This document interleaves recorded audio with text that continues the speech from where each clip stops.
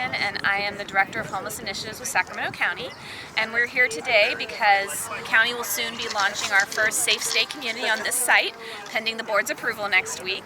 And Safe Stay communities really are a new way of offering shelter to those living unsheltered in this community. And what's unique about Safe Stay communities, it differentiates them from traditional sheltering programs, is that we're utilizing a sleeping cabin model, a sort of a tiny home. We're using the pallet shelters as the product.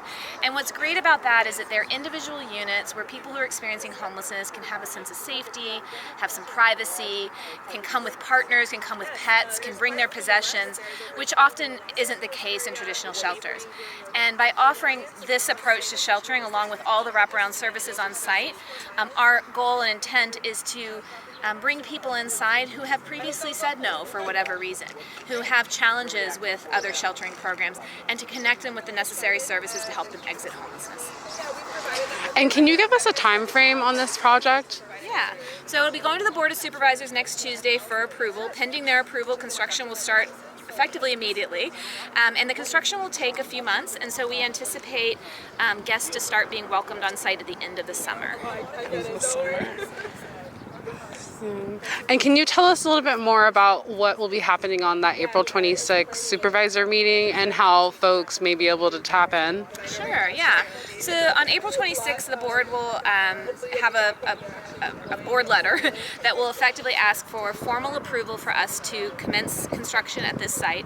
It will also request all the funding necessary to do the construction and some of the ongoing services.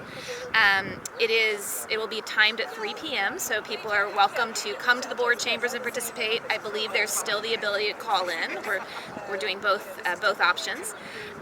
In addition, the board will have, because this is the first Safe Stay community, I believe there will also be a pretty robust conversation on subsequent sites. While this is the first, we hope this is not the last, and we want the board to weigh in on how to proceed forward with siting programs like this throughout the county. And can you speak to us of any housing initiatives? I think you and then Mr. Kennedy talked about this kind of being like a transitional type thing. What is the other side of that? Like, what are you guys hoping folks transition into? Yeah, I really appreciate that because we always want all of our shelters to be a pathway into housing. I don't want people to be living in the shelter for years.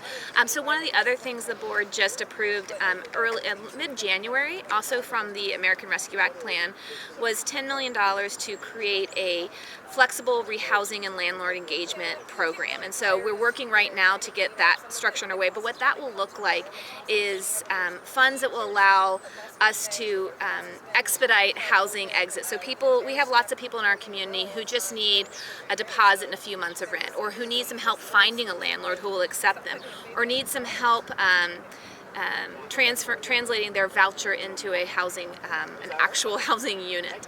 And so we're looking to set up a program that will be have those flexible dollars. It will be agnostic to sort of where you enter the system. It won't be dependent on if you're in the county or in the city or coming through a health care plan or coming straight off the streets, because we recognize that housing is the key, and we need to be able to tap into the market, and we need to be a partner to landlords. We're asking landlords to house folks who